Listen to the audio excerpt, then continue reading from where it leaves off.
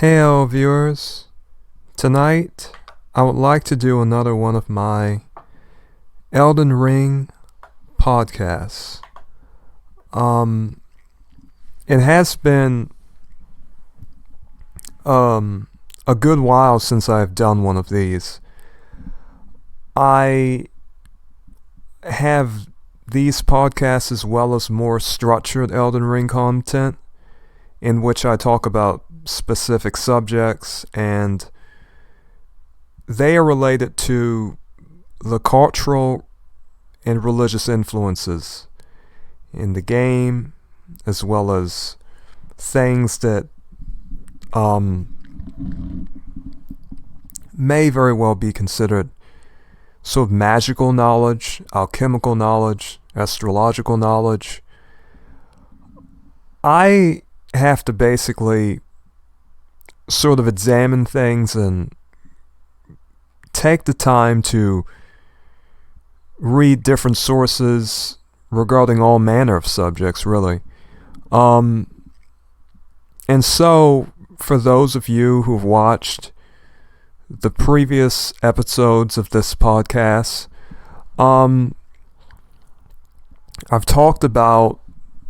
I think I really have talked about Ranni and Marika in depth for the most part, or at least their relationship with each other.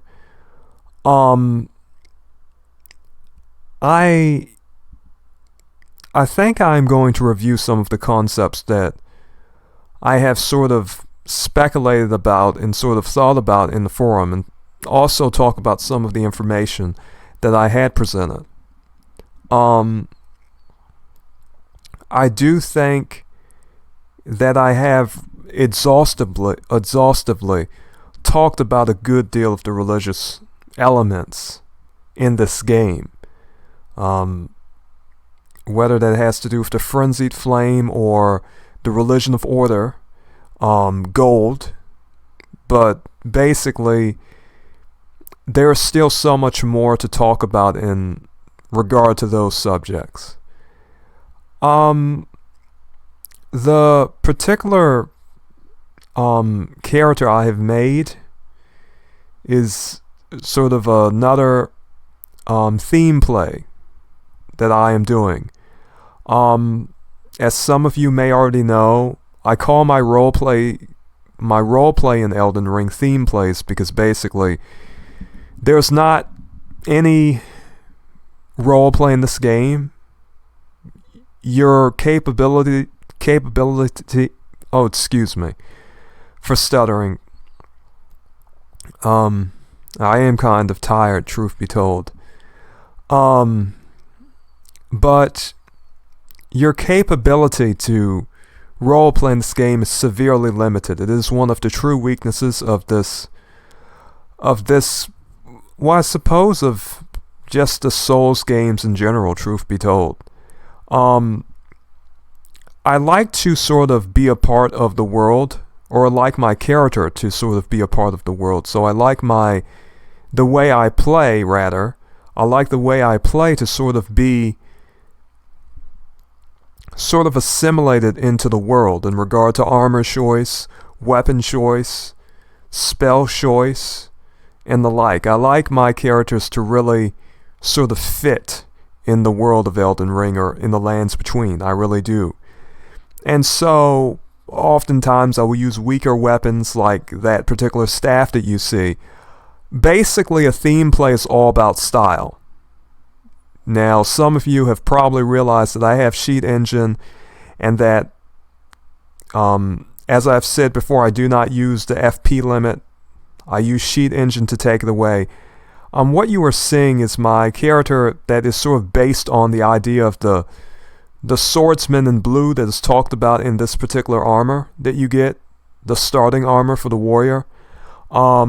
Basically, that particular sword, it completely fits this armor, and there's a lore reason for that, of course. The idea is that the blind swordsman basically wore blue armor and he carried that particular sword. And the sword seemeth to be is it silver or steel? I do not know, but the color scheme worketh quite well, and truth be told, it looketh so good. And so, for this particular theme play, the idea is about basically wind and water, sort of being a warrior that flows. Now, I do not do so very well most of the time, as you are going to see, but I really do like it. How good is it against bosses? I really cannot say. Basically, when I have these sort of limits on FP that I do with Sheet Engine using particular scripts, I like to impose difficulty upon myself, and that is to some extent what this game is about. But I will put it this way. I have that particular Ash of War called Wind Strike or something such as that, or Wind Slash. I have both bubble spells because the idea is that from the armor description, this particular swordsman is supposed to flow like water, so I just use the water spells. When you choose the warrior, you have a pretty good intelligence. I believe you have a 10 intelligence, so that in my opinion, it sort of implies that this warrior had some knowledge of sorcery, which is quite interesting. In all of these theme plays, I always use incantations for healing. I do not use the flask of Crimson Tears at all. So it is quite interesting. I do like this particular theme play that I've made. And truth be told, there is not so much I can do. I really do think that Elden Ring could have had more armor and weapons. But anyhow, I have talked at length about that before, and I would not bore you anymore with this subject for now, because I do have other things I would like to talk about. So, in a lot of my forum posts, I have been talking about the relation of the earth and the sky, the earth and heaven, things falling from the sky to the earth or upon the earth or striking the earth.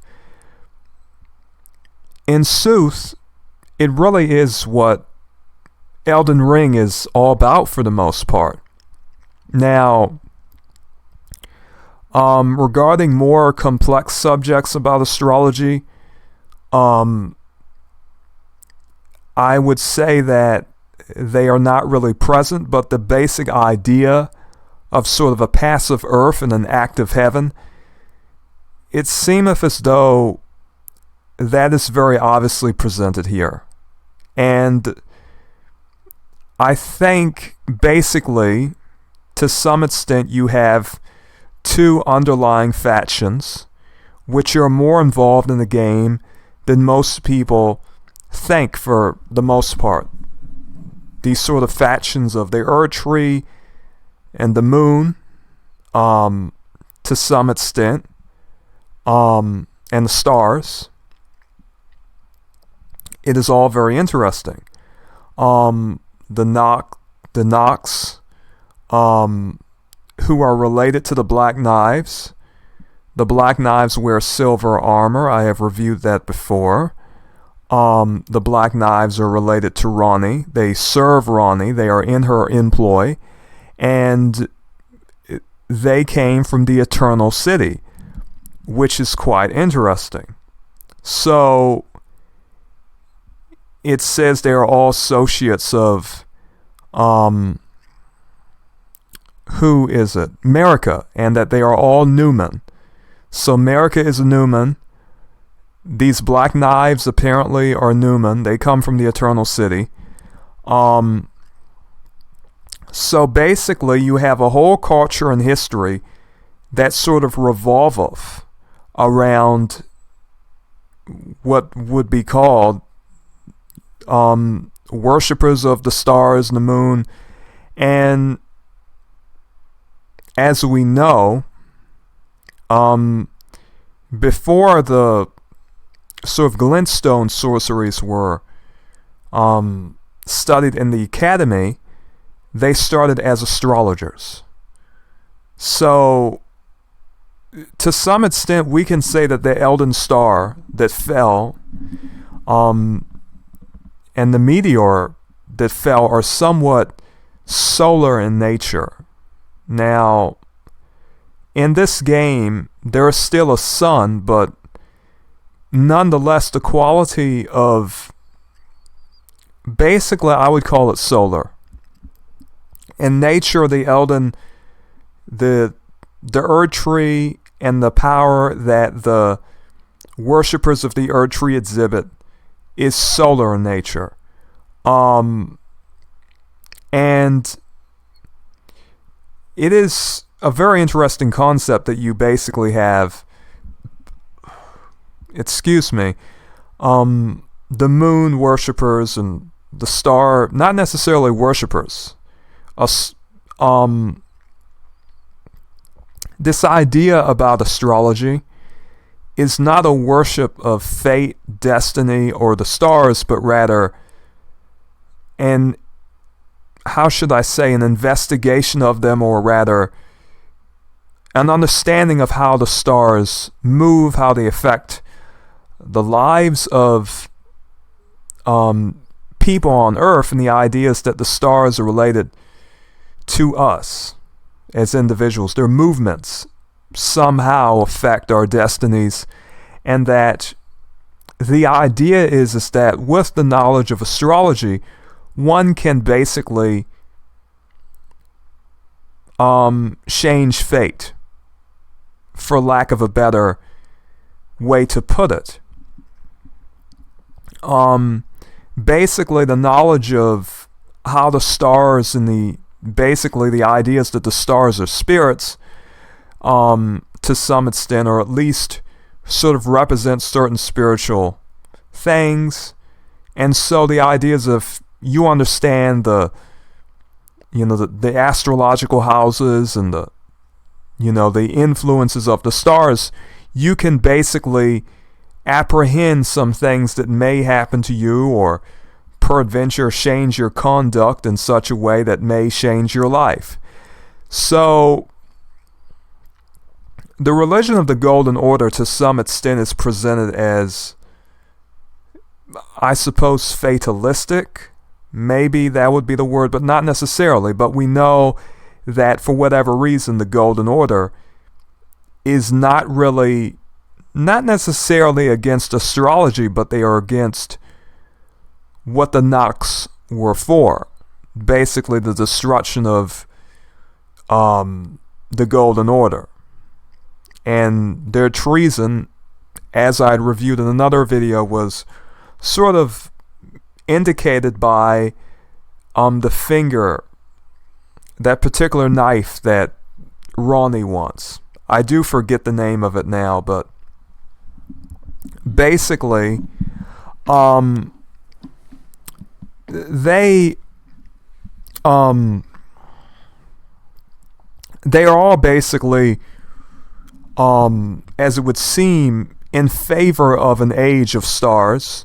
They want an age where astrology is possible. So the idea is basically that for whatever reason, astrology is an impossibility with the existence of the Golden Order.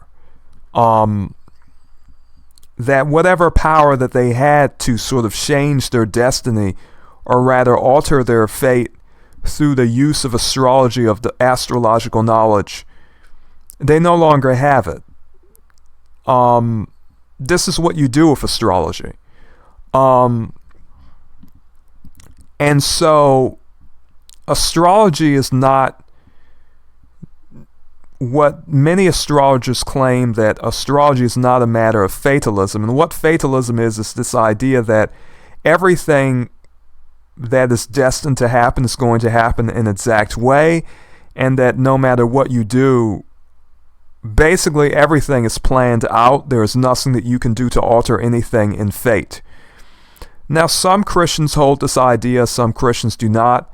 This idea is held in different religions. There are particular Hindu individuals, for example, who may rather be fatalistic, and that is what they believe.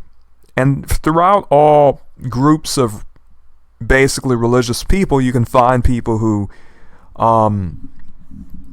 more or less believe in fatalism. In other words, their idea is that mankind really doth not have free will, and so because of that, what you do is sort of predestined. What happens to you is predestined, and therefore there really is not very much that you can do at all to sort of alter your course of life. Or at least the idea is that it doth not really matter what you do. Certain things are going to happen regardless of what you do. Now, in astrology, apparently from the books that I've read, this is not what astrology promotes. And so the services that astrologers give, whether it be a birth chart or a horoscope, are all for the purpose of, as it would seem, to a degree, self-reflection, so that the person can sort of use their understanding, or at least further understanding they have about themselves by reading a birth chart, to sort of come to some type of psychological or habitual change in which they can sort of change their behavior, change their character in some way that they can basically change their fate or alter their fate in some wise by understanding the power of the stars, the spiritual power of particular zodiac signs, and what may be called sun signs, whichever particular sign of the zodiac that the sun is in at whichever particular time. All of these things are calculated. And so, through the use of that knowledge, a person, for example, can prevent certain bad things from happening, or just live what may be called a better life. So in regard to Ronnie, that idea of her sort of changing her fate is really prevalent. It really is prevalent in her story. And her conspiracy with the Black Knives was very opportune for her, almost sort of too opportune. And truth be told, what some of you may or may not know is that astrology was used in warfare. It was used to sort of plan things, what to do on whichever particular day or night to sort of gain the advantage in warfare or battle, political maneuvering, assassination, all types of things. For many people, a long time ago, even Christian kings and royalty and other such people used to use it. And not just in Europe, not just in the Middle East, but throughout the world. People have had a knowledge of or rather understandings about how the bodies, the sort of celestial bodies in the sky, have affected them. The idea is that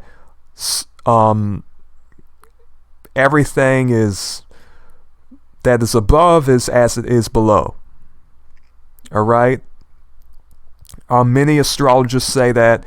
Many people who practice alchemy say that. The idea is that the body is a microcosm, and that the sort of world or reality outside of the body or the person of the individual is a type of microcosm of the whole cosmos. Okay, and so the idea is that there is a macrocosm and there is a microcosm. And the things in the heavens reflect your existence upon earth, and that you are connected to the cosmos in a very integral way. Now, that has a good deal of implications, truth be told, that could be talked about. But basically, for the most part, astrologers and astrology were very useful in plots of any regard. So basically, as I have discussed before, Ronnie is the cause of all of the bad things that happened. Basically, I suppose not everything, but basically what is happening now, for the most part. She is the reason Deafroot is spreading. She is the reason why America basically sort of was driven to the brink and broke the Elden Ring with a hammer. And America is a very interesting character herself, because she is a person who basically, for the most part, we sort of have an understanding that she is a person who comes from the Eternal City, and the Eternal City had a black moon that hung over it. Now, that is what is said. The Eternal City did not have a dark moon like or at least, who can say if the dark moon is the black moon or if the black moon is the dark moon? I cannot say, but basically, from what we can understand, the culture that Ronnie has sort of accepted in her, from her mentor, who taught her everything that she knoweth, is a culture that really does have to do with basically the same type of culture that Nox followed. And so they venerate, or at least the Nox sort of have a faith, and that is a very interesting thing.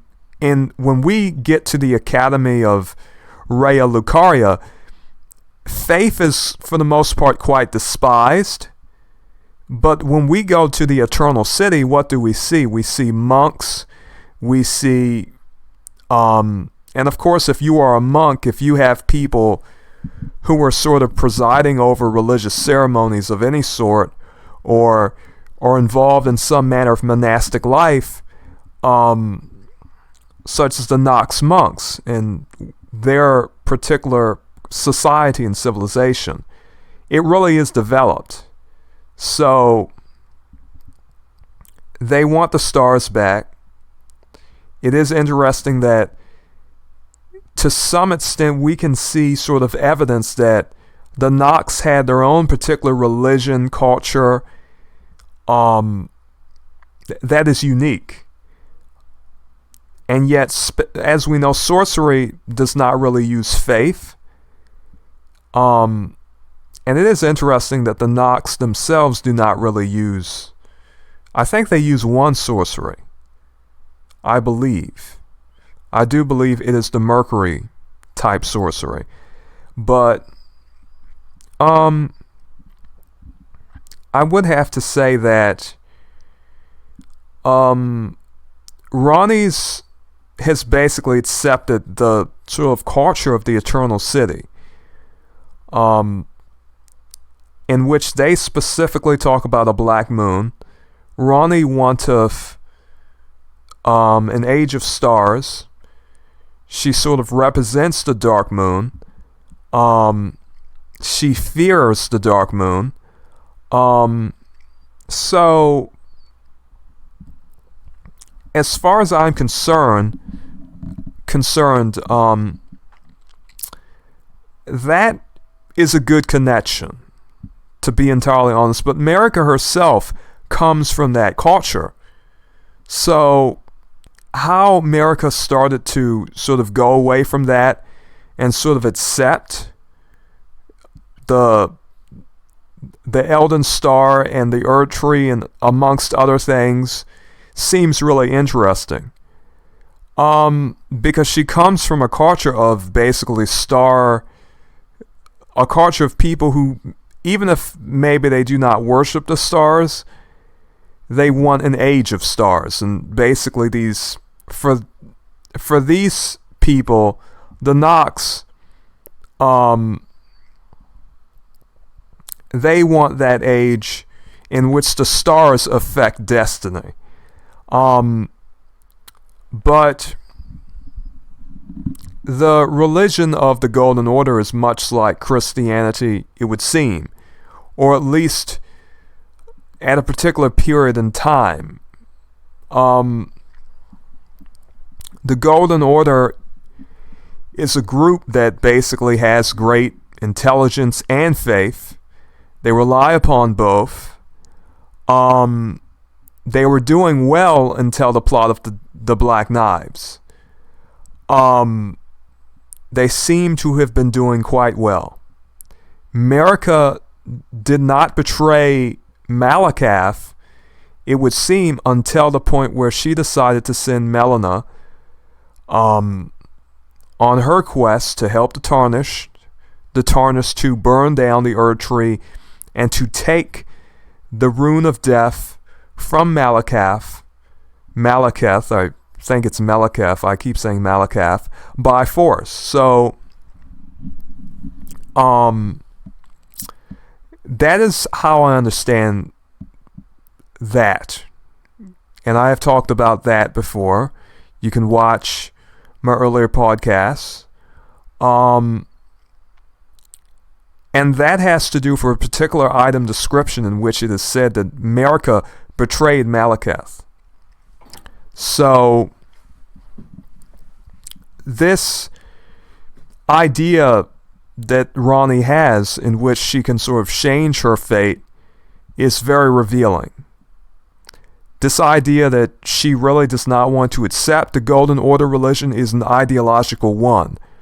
She does not agree with it. She does not, she is not above hurting others or causing basically untold death and destruction. Because that is basically, so much suffering was wrought by just simply having Godwyn killed. And some of you have to, or rather, maybe some of you will come to the same conclusion as I have, in that Ronnie is the leader of the Black Knives. Silver is associated with the moon. And so there's a reason why in the Black Knife item armor description you learn that the armor is silver. Now, silver is a lunar metal. In astrology and alchemy and many other different sciences, the knowledge which is presented is that silver is associated with the moon, gold is associated with the sun. So basically you have people who are fighting each other. The Carians and the Golden Order people, basically. You have the people, the Erd Tree worshippers. Alright? Now, one group really values faith for the most part, but they also value intelligence, the Golden Order. But basically,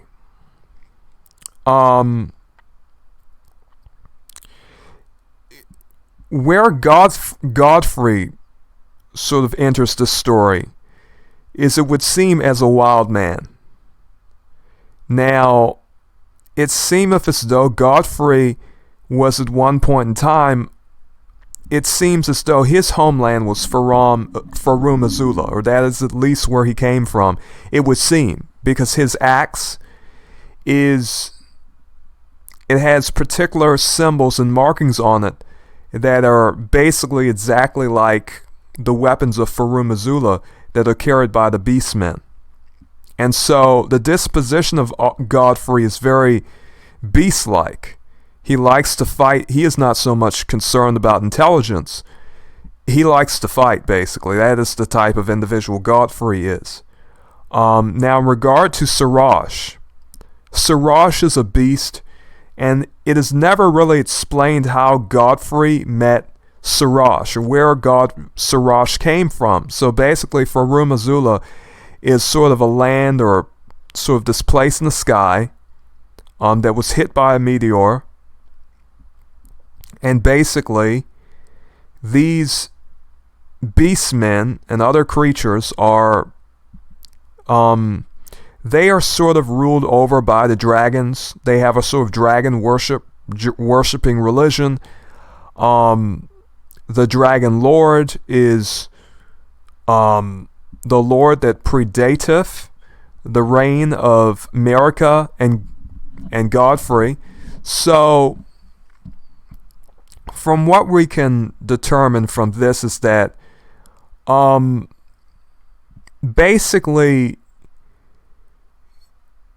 in some way that particular age of stone dragons, and beasts, is in some way related to basically this power of the stars that sort of came down and hit the earth. Now, the trees and really everything is infused with the power of the stars. And there are particular ancient ideas about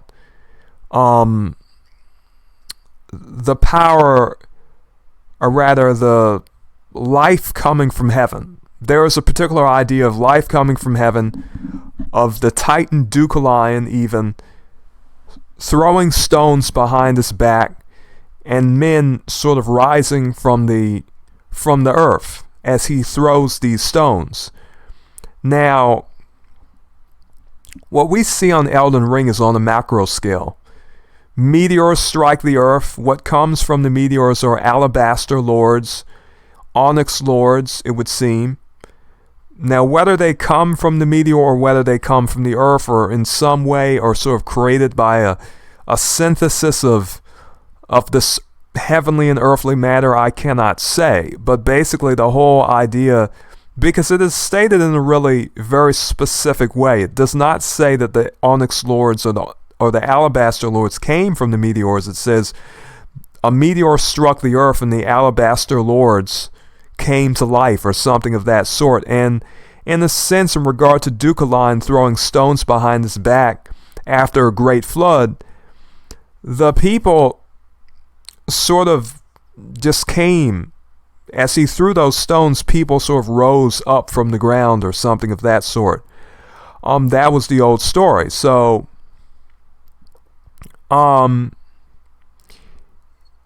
it is somewhat interesting that 𝓟𝓸𝓭𝓬𝓪 is related to 𝓔𝓵𝓭𝓮𝓷, and that 𝓜𝓸𝓭𝓬𝓪 is related to the eternal city. I do plan to examine those cultures more closely eventually.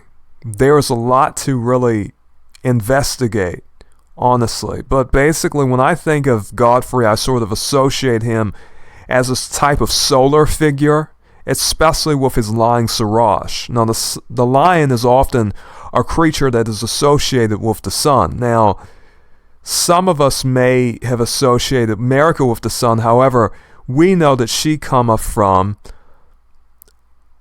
the eternal city. And so because she comes from the eternal city, that particular city, in it, the residents, the Nox, basically they had a high veneration for not only the stars but the black moon. Or at least, I guess veneration would be the right word. So you have two figures who, for whatever reason, are together, who sort of represent two entirely different people groups.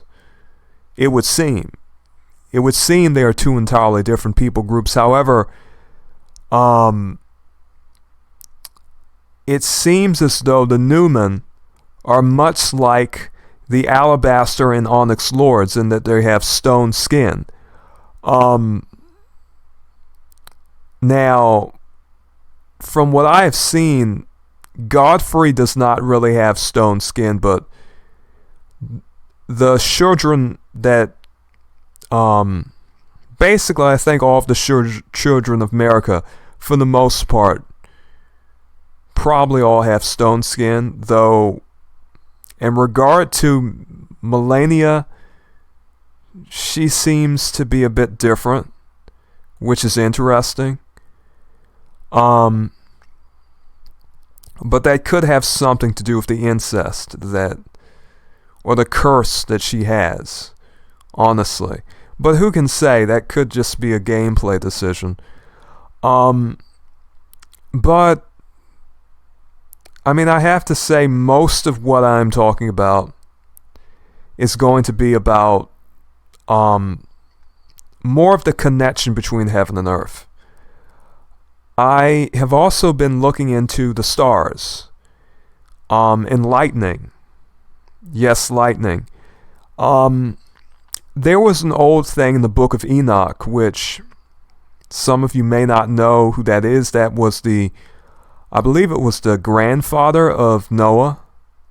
And apparently he was taken up to, in the Bible at least, he was taken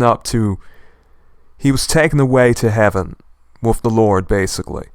And he was shown a good deal of things that has been written down in the book of Enoch, that has an Aramaic translation, a Latin translation, I think, and basically an Ethiopian translation. Now,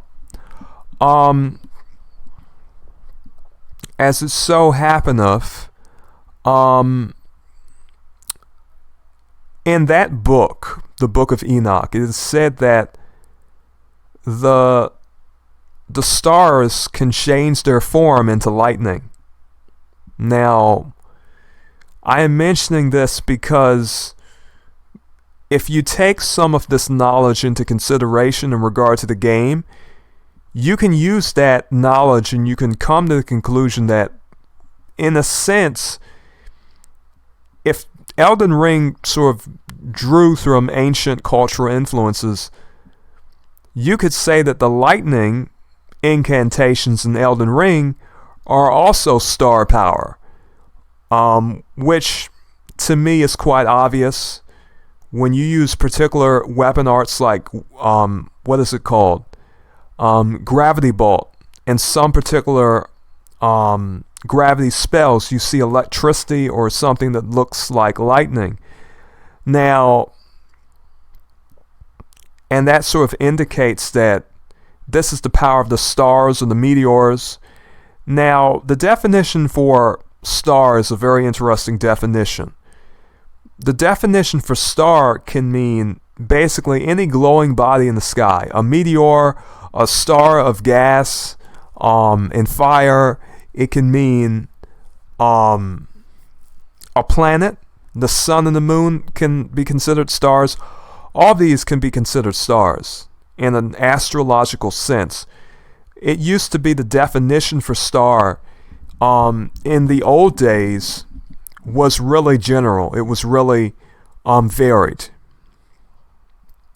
It could mean a great many things. Basically, anything that you saw that was bright in the sky was what you considered to be a star, and regardless of what it was, it was considered to be something that had an influence on your life. So that was the idea that was promoted in astrology, and still is to this day. Basically, the idea was a very general idea of stars. So meteors can be considered stars. Meteorites can be considered stars. Comets, all of those things. So, there being lightning in your gravity spells really does make a good deal of sense. So, basically what is sort of implied and what is sort of talked about, and something you can really recognize in Elden Ring, especially if you look in particular areas, is that the meteors and the meteorites have gold in them. Alright, some of them do. And so the implication here is that somehow the gold from these meteors has sort of influenced the land and sort of empowered it. Empowered the land with the power of starlight. To be entirely honest. And some people draw upon that power, some people draw upon glintstones. But whether you're talking about incantations, whether they be holy incantations or lightning incantations, they all sort of have, the power comes from the stars. And that is what's being emphasized in Elden Ring. All of the power and activity is sort of heavenly. The activity is sort of activity as a concept is sort of considered to be something that sort of proceeds forth from heaven, and the earth receives it in a state of passivity. In other words, the earth sort of represents the feminine and passivity. These ideas are really presented in this game a good deal. And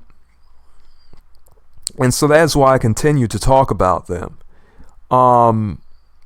As it so happeneth, the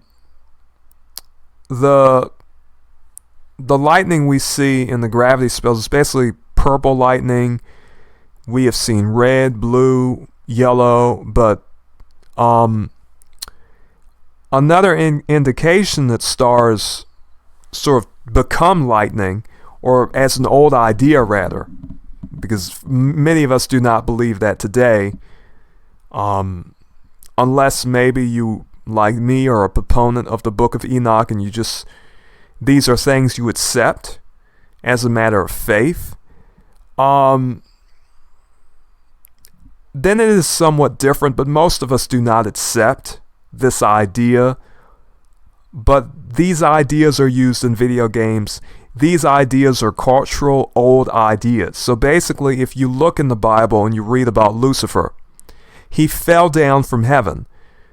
Now Jesus saith that Lucifer fell down, I beheld Satan fall like lightning. So the idea there that is sort of conveyed is the sort of relation to angels and lightning. However, angels are also described in the book of Revelations. God says, I have 7 stars in my hand. These are the 7 angels. And elsewhere in the New Testament is said that angels are ministering spirits. So the idea is that angels are spirits. Elsewhere in the book of Enoch, there is talk about how Enoch was taken to a certain place, and basically these beings there were able to become fire and also become just an ordinary human, just a person, like a man. All right? Now, it is not stated that those people were angels. However, we can infer that they were. Basically, in particular parts of the book of Enoch, we are reading about all manner of celestial beings and things that Enoch is seeing, and he sees quite a good deal. It really is amazing. It is also very good to have multiple translations of that particular book, because in some cases the Ethiopian translation is more complete, and in other places the Aramaic translation is more complete, and you learn different things from both. So in some cases the Ethiopian book of Enoch, and I'm talking about first Enoch, not the later the books of Enoch that were discovered at a later date, or just certainly were not necessarily as reliable. First Enoch is the most reliable Enoch, at least for us Christians. Other people may use different books of Enoch to talk about entities such as Metatron and the like, but we as Christians, most of us, a good deal of us, or at least myself, I cannot speak for anyone else, I use First Enoch. That is the book I use. So I know full well that it is good to have certain translations that draw heavily upon the Ethiopian translations, and others that draw upon the Aramaic sort of Dead Sea Scrolls, I would think, or wherever it came from. The translations that were found, they were in Aramaic, basically. It is good to use both. Let me be honest. But anyhow, Enoch sees people who can become fire, but they can also become men. Now we know that stars, from what we know about modern science, are what? They're gas and fire, and sort of air or wind. Spirit means breath.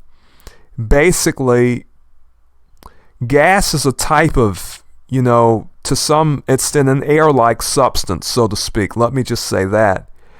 So basically, spirits, the idea is that spirits can become the sort of fire and gas. They can have this immaterial form that is different from what is solid or liquid. Basically, that is the idea. And that angels can also be stars. Stars themselves are considered to be spiritual things. But stars themselves, as they were talked about a long time ago, were not always just the fire stars. So in some cases, they were meteors, comets, anything glowing in the sky, basically, as I said. So, lightning itself is once again the power of the stars. If you take into consideration what the book of Enoch says, and you consider what the story of Elden Ring is, and how everything really goes back to the heavens. Everything goes back to the stars and the power of the stars. And even the Golden Order derives its own power from the Elden Star, the Elden Ring, to some degree, I suppose, the Elden Beast, but not in an abstract sense. But basically, in these meteors, there was gold. Now, why is it important to talk about why gold is important? Because gold is considered to be, in many cultures and many religions, the mineral light. Gold is considered to be something associated with the heart, intelligence. Basically, gold is considered, sort of, how should I say this, something that is considered to be associated with sunlight. And basically the idea is that gold is sort of this sort of mineral that in some sense representative life, light, and goodness. Something of supreme quality. Something that is so good that you cannot really, on a spiritual level, on a metaphorical level, in a figurative way. This is how the symbolism of it is. And silver is always less than gold. Silver is associated with the brain.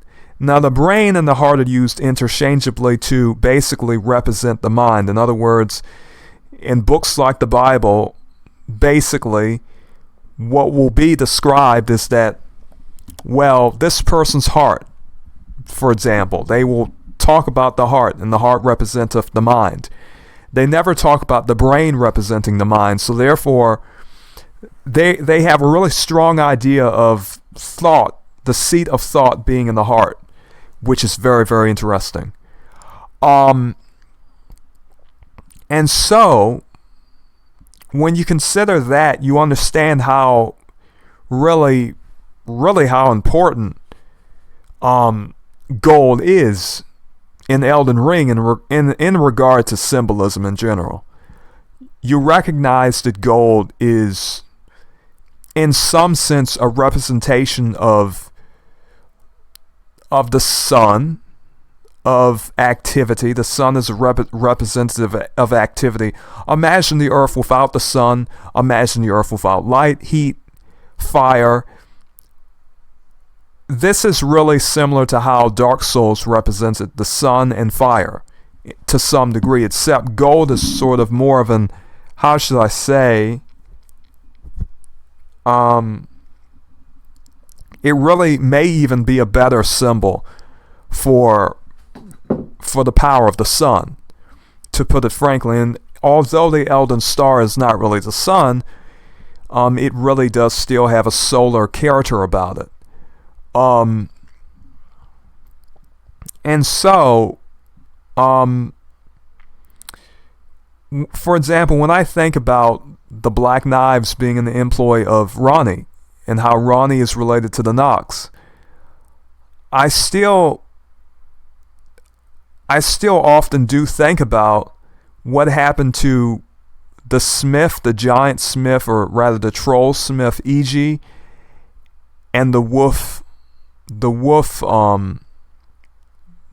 what is his name? Blade or Blide or something. The Black Knives were sent after both of them.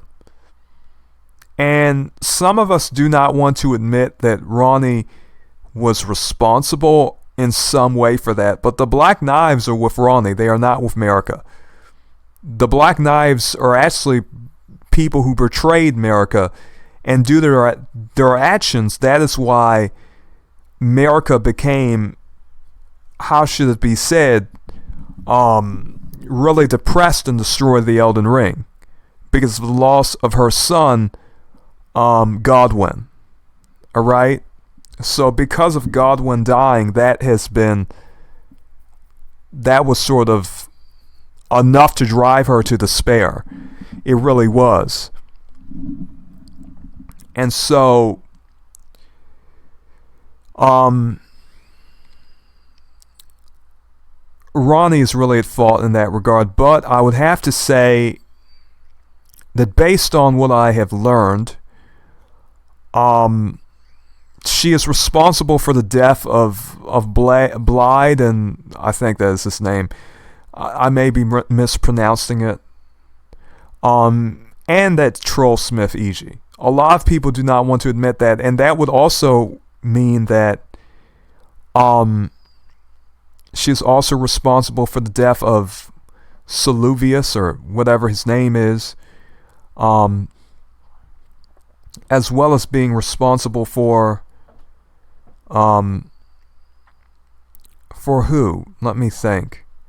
There's another person who I was thinking about, who was an 𝓟𝓸𝓭𝓬𝓪𝓼, who you can find in a particular area, and he also died. So, I mean, that would basically be everyone around her for the most part who sort of lives in that area, to be entirely honest. Let me think. But that is very interesting. Some people are not willing to admit that she had anything to do with any of that, but I think it is quite obvious that she did, simply due to, even if you just look at the silver armor, no one in this particular game is sort of who is associated with silver armor or has silver armor. They are all related to the moon. It is well known that the moon is a solar metal. So, that is very clear to me. So, I would have to say that I have a good deal more that I would like to do in regard to this game. I still have many subjects that I do plan to post about specifically. Certainly more structured videos than this. Anyhow, I think I'm going to end it here, which is somewhat early for one of my podcasts, but may you be blessed and farewell.